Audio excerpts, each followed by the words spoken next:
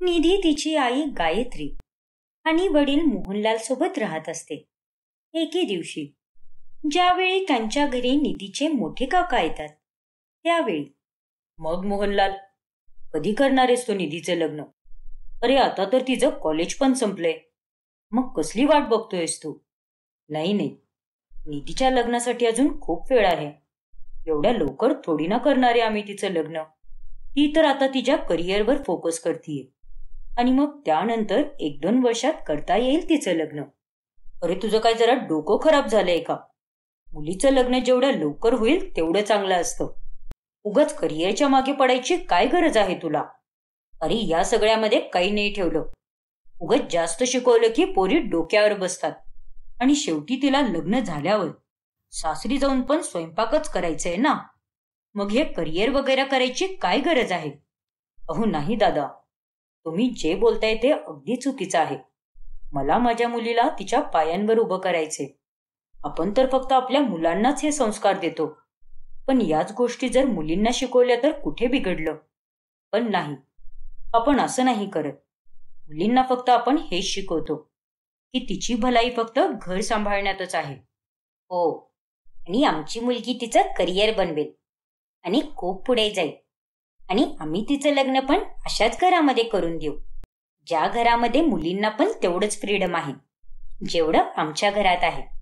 जर माझ्या बोलण्याचं वाईट वाटलं असेल तर माफ करा दादा, पण जे खरं आहे तेच बोलतोय मी. आता काय बोलायचं तुम्हाला? तुम्ही दोघं तर वेडेच झाला आहात, बाकी काही नाही. आणि आज तुम्ही दोघं जे करताय ना त्याचं पुढे जाऊन तुम्हाला खूपच पश्चाताप होईल. लिहून घे माझी गोष्ट ही. निघतो मी आता. रागामध्ये निधीचे काका तिथून निघून जातात आणि हे सगळे निधी लांबूनच बघते. आणि त्यानंतर, मला माफ करा आई बाबा, आज माझ्यामुळे काका आपल्या घरातून चिडून निघून गेले. नाही बेटा, अगं तू माफी कशाला मागतीयेस? आणि आता जे पण काही झालंय ना त्यामध्ये तुझी काहीच चूक नाहीये आणि जे झालं ते बरोबरच झालं. हो बेटा, आणि तुझ्या आनंदासाठी कोणी आमच्यावर नाराज राहू दे, नाहीतर कोणी आपल्याशी नातं तोडू दे, आम्हाला त्याचा काहीच फरक नाही पडत. कारण आम्ही त्या आईबापांमध्ये नाही येत जे दुसऱ्याच्या बोलण्यामध्ये येऊन आपल्या स्वतःच्या पोरांचे नुकसान करतात. हो निधी बेटा, आणि तुला तर फॅशन डिझायनर बनायचं आहे ना, मग तू फक्त त्याच्याकडेच लक्ष दे. आम्ही दोघं आहोत तुझ्या पाठीशी. थँक्यू सो मच आई बाबा. खरंच आजपर्यंत तुम्ही दोघांनी माझ्यासाठी खूप काही केलंय. मग निधी आता फॅशन डिझायनिंग एजन्सीजला भेट द्यायला लागते आणि तिचं लक्ष मिळवण्यासाठी ती खूपच मेहनत करते. ए गे बाळा, एक दही साखर खाऊन जा. आज परत एका नवीन जागी जातीयेस ना तू. बघ, आजचा रिझल्ट तुझा खूपच चांगला येईल. अगो काय आई तू तर मला नेहमीच दही साखर देतेस, पण तरी पण माझे सगळे रिझल्ट निगेटिव्हच येत आहेत आणि त्यामुळे तर आता माझा दही साखरेवरचा विश्वासच उडालाय. असे नको बोलूस बाळा. बघ, आयुष्यात फक्त तू कर्म करत राहा, खूप मेहनत घे. मग बघ, तुला जे पाहिजे ते नक्की मिळणार. अगं थोडा देवावर पण विश्वास ठेव आणि स्वतःच्या मेहनतीवर पण. मग बघ, तुला जे पाहिजे ते नक्कीच मिळेल. ठीक आहे आई, जर तू म्हणतेस तर मी काही पण करायला तयार आहे. कष्ट करण्यासाठी मी कधीच मागे नाही पडणार आणि मी माझा बेस्ट देईल. फॅशन डिझायनर बनायचं माझं स्वप्न आहे आणि हे स्वप्न मी पूर्ण करण्यासाठी वाटेल ती मेहनत करण्यासाठी पूर्णपणे तयार आहे. आता कसं बोललीस बरं? चल खा आता पटकन. ऑल द बेस्ट बाळा. Thank you so much I. चल जाते मी आता. अगं जाते नसतं म्हणायचं बाळा, येते म्हणायचं. ठीक आहे आई, येते मी आता. बाय. निधीचा एक जुना कॉलेजचा मित्र असतो ज्याचे नाव यश असतं आणि ती दोघं खूपच चांगली मित्र असतात.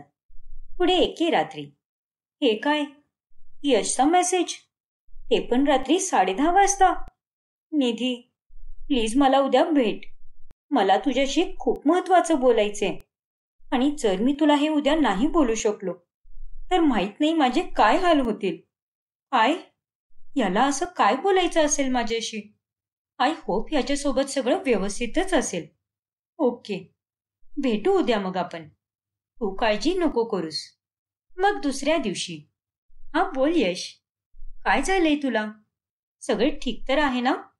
आणि अशी कोणती गोष्ट बोलायची होती तुला, जे तू फोनवर नाही बोलू शकलास? हे बघ निधी, मी आता तुला जे काही सांगायला चाललोय ना, हे ऐकून तुला थोडं ऑकवर्ड वाटू शकतं.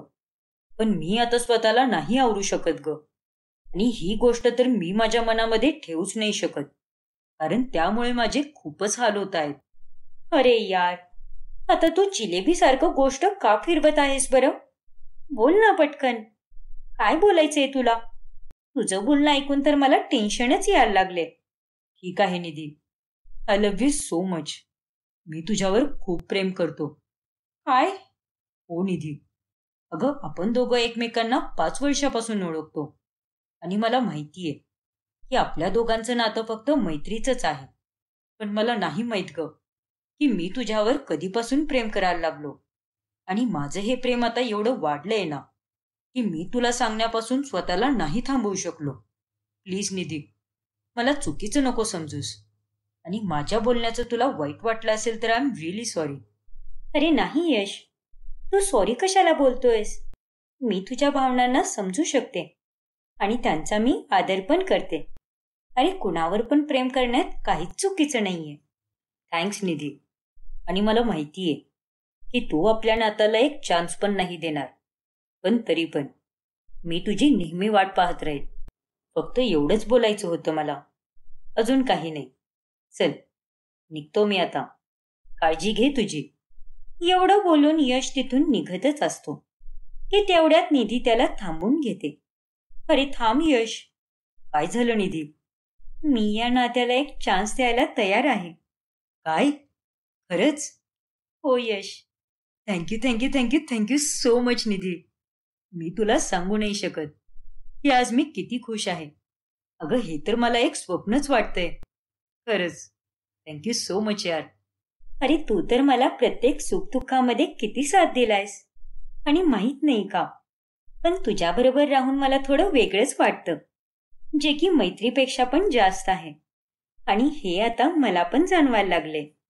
काय सांगतेस काय निधी?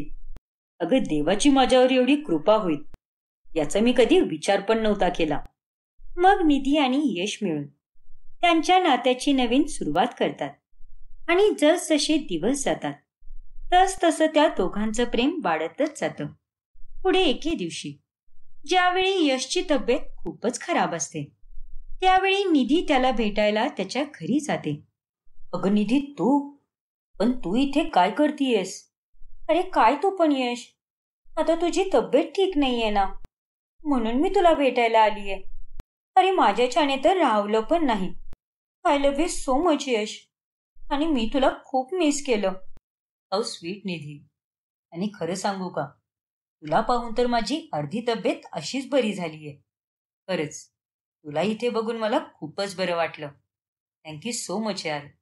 अरे हे थँक्यू वँक्यू तू तुझ्यापाशीच ठेव, कारण या गोष्टी तर आपण लांबच्या लोकांना बोलतो, ना की आपल्या लोकांना. समजलं का? हो बाबा. ठीक आहे. तेवढ्यात तिथे यशची आई सुमित्रा येते.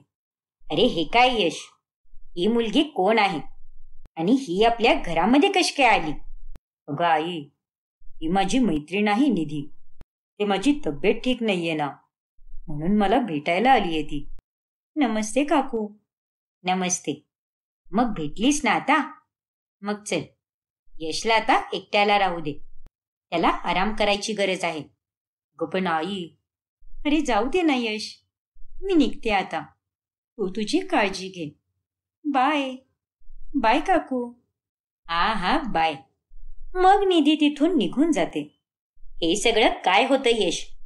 अरे तुझा मेंदू काय गुडघ्यात आहे का? तू या मुलीला घरामध्ये येऊ कस काय दिलंस? गल्लीतल्या लोकांनी काही बघितलं असेल तर काय बोलतील आपल्याबद्दल? अगं काय तू पण आई, हे काय बोलतीयस तू? आपण काय कोणते सेलिब्रिटी नाहीये जे गल्लीतील लोकांना फक्त एवढंच काम असेल की आपल्या घरात काय चालू आहे आणि काय नाही हे बघत बसणार. कमाल आहे बाई तुझी. तू तर काही पण बोलत असतेस. अरे लोकांचा काहीच भरोसा नाही. आणि ते तर चांगलंच झालं जे तुझे बाबा आज घरात नाहीयेत. कारण आज जर ते या घरामध्ये असते ना, तर ते तुला खूपच ओरडले असते. बघ बाळा, तुला जर मुलींशी बोलायचं असेल ना, तर ते घराबाहेर बोलायचं. पण यापुढे आपल्या घरात तुझी एक पण मैत्रीण नाही आली पाहिजे. नाहीतर माझ्यापेक्षा वाईट कोणीच असणार नाही. एवढं बोलून सुमित्रा तिथून निघून जाते. ही आई पण ना, खरंच काही काही वेळा ही तर ओव्हर रिॲक्टच करते. मग त्या दिवशी रात्री, आय एम सॉरी निधी, मला माहितीये की तुला आईच्या बोलण्याचा खूपच राग आलेला असणार आहे. अरे नाही यश, मी समजू शकते. प्रत्येक माणसाचा स्वभाव हा वेगवेगळा असतो आणि मी त्यांच्या स्वभावाची रिस्पेक्ट करते. वाव यार निधी, तू प्रत्येक गोष्ट एवढी पॉझिटिव्ह कस काय घेऊ शकतेस बरं? मला तर हे सगळं अजिबात नाही जमत. अरे तुला जर तुझ्या आयुष्यात आनंदी राहायचं असेल ना, तर पॉझिटिव्ह विचार करावाच लागेल. नाहीतर जर बघायला गेलो तर प्रत्येकाच्या आयुष्यात काही ना काहीतरी गोष्टी नक्कीच असतात, ज्यामुळे थोडाफार का होईना आपल्याला त्रास होतच असतो. पण आपल्याला त्या गोष्टीवरती लक्ष न देता फक्त पॉझिटिव्ह गोष्टींवरतीच फोकस केला पाहिजे. ते म्हणतात ना, ज्या गोष्टींचा विचार करतो त्याच गोष्टी वाढत जातात आणि त्यामुळेच आपलं आयुष्य खूपच सोपं होऊन जातं. अगदी बरोबर निधी, खरंच तुझ्यासारखी लाईफ पार्टनर मिळाल्यामुळे मी तर धन्यच झालो बघ. अरे पास पास, किती कौतुक करणार आहेस माझं. तसं नाहीये निधी, मी खरं बोलतोय. असेच काही दिवस निघून जातात आणि पुढे एकही दिवशी यशच्या घरामध्ये त्याच्या लग्नाबद्दल बोलत असतात. हे बघ सुमित्रा, मी ब्राह्मणांशी बोलणं केलेलं आहे. तो आपल्या यशसाठी मुली बघायला लागलाय. या वर्षी तर काही पण करून त्याचं लग्न करावंच लागेल. कारण पुढच्या वर्षी आपल्याला चंचलचं पण लग्न करायचं आहे. हो, अगदी बरोबर. अरे देवा, घरामध्ये तर माझ्या लग्नाबद्दल बोलतायत. याच्या आधी की तो ब्राह्मण काही मुली शोधून आणेल, मला यांना सगळं खरं सांगावंच लागेल. मग यश आता काहीच विचार नाही करत आणि पटकन जाऊन सुमित्रा आणि प्रतापला निधीबद्दल सगळं सांगून देतो. काय, हे तू काय बोलतोयस यश? तू एका मुलीवर प्रेम करतोस? हो बाबा, आम्ही दोघं एकत्रच कॉलेजला होतो आणि तिथूनच आमच्या मैत्रीची सुरुवात झाली. आणि ही मैत्री कधी प्रेमात बदलली कळालंच नाही. खरंच बाबा, निधी आणि मी एकमेकांवरती खूपच प्रेम करतो आणि ती एक खूपच चांगली मुलगी आहे आणि मला पूर्ण विश्वास आहे की ती आपलं घर खूपच चांगल्या पद्धतीने सांभाळेल. हे तू बरोबर नाही केलेस यश. ही गोष्ट तू आमच्यापासून लपवायला नको होतीस. माफ कर आई मला, पण वेळेत तर मी तुम्हा दोघांना ही गोष्ट सांगून दिली ना. त्यामुळे प्लीज आई, मला अशा धर्मसंकटात नका टाकू. कारण मला असं कोणाबरोबर पण लग्न नाही करायचं ग. ठीक आहे, जर तुला त्या मुलीवरती प्रेम आहे तर आपण तिलाच आपल्या घरची सून बनवू. शिकलेली असली म्हणून काय झालं, लग्नानंतर तर सगळ्या मुली लाईनवर येऊनच जातात. एक काम करू, आपण उद्याच तिच्या घरी जाऊ. मग दुसऱ्या दिवशी त्यांच्या घरातले सगळे लोक भेटतात आणि त्यांचं लग्न पक्क होतं. लग्नाच्या तयारी पण सुरू होऊन जातात. यार निधी, मी खूपच खुश आहे आणि मला तर विश्वासच होत नाहीये की आपल्या घरचे आपल्या लग्नासाठी तयार झालेत आणि आता थोड्याच दिवसात आपलं लग्न पण होणार आहे. हो ना यश, माझी पण अगदी अशीच अवस्था आहे बघ. फायनली येत्या काहीच दिवसात आपल्यामधलं हे अंतर पण संपून जाईल आणि त्यानंतर आपण कायमस्वरूपाने एकत्र राहू. एक्झॅक्टली. बर चल, मी आता झोपायला चाललीये कारण उद्या सकाळी लवकर उठून मला तुझ्या आईसोबत शॉपिंगला जायचंय. काय, माझ्या आईसोबत?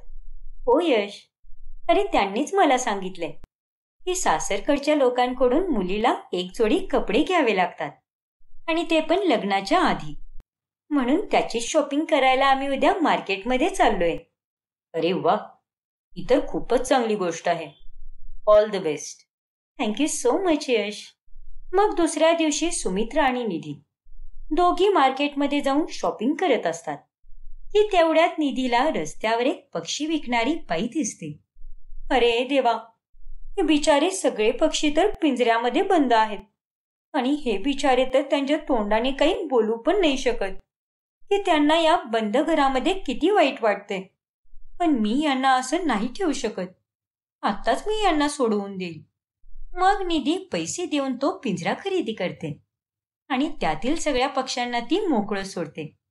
पण ते दृश्य पाहून सुमित्राला खूपच राग येतो. हे तू काय केलंस निधी? काय केलं म्हणजे?